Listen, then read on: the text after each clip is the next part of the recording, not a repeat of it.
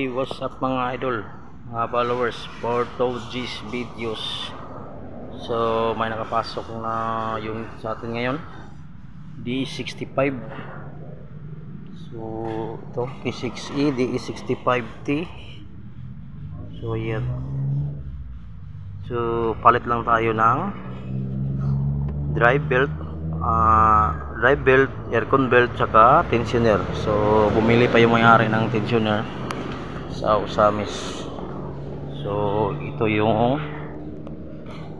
number ng kanyang aircon belt.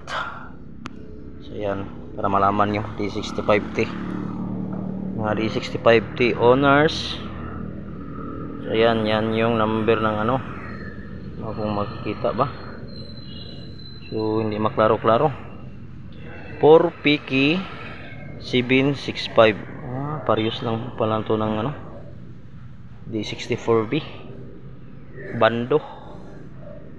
So yan, tandaan nyo na yan, hindi na kayo magdala ng sample kung naputulan kayo ng belt o magpalit kayo ng belt. Hindi na kailangan magdala ng sample. So ito naman ang kanyang serpentine or drive belt. Tingnan natin dito kung anong number to. Mo gani, ako sang i-consult sa kung sa mga DE65T owners dyan. So ito na kanyang